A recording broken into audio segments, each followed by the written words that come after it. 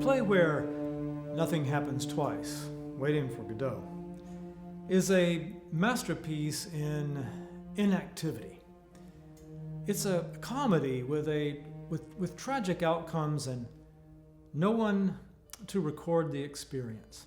It's a bleak play with positive messages. It's a piece of poetry wrapped in a vaudeville show. There's so much I'd like to talk to you about this play. It's my favorite of the list of shows you'll read for this term. But I don't want to drone on about it in a video, so I'll keep it brief.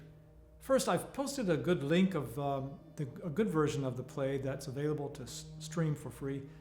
There have also been better versions, more important versions that are famous, like the one that took place in San Quentin. But those were live shows and exist now only in the memories of audiences lucky enough to have witnessed them.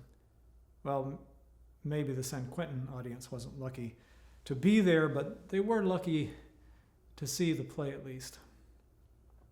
In my opinion, I think Godot is relevant today because of how it presents the nature of existence.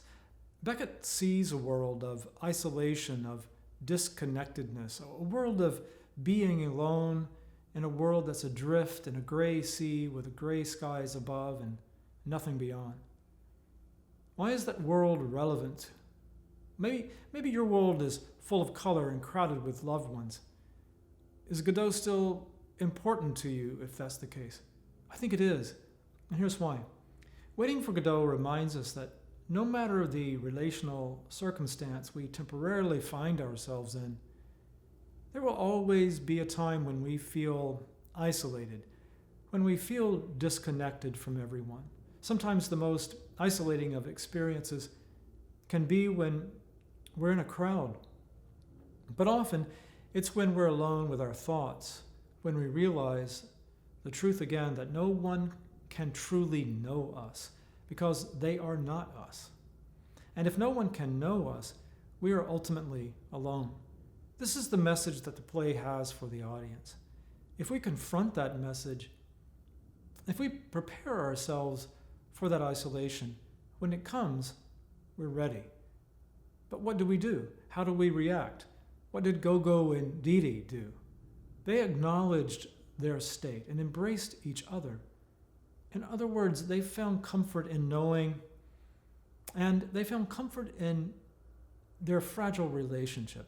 They knew that no matter if Godot comes today, tomorrow, or never, no matter if they spend the day apart or a year apart, no matter the bitter isolation of their desolate world, they have each other.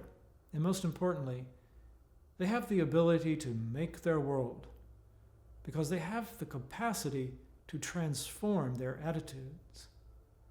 And by doing that, they can transform their world. So, Waiting for Godot reminds us that if everything is meaningless, we have the power to make everything meaningful, gray or colorful, crowded or lonely. Our world is in our hands.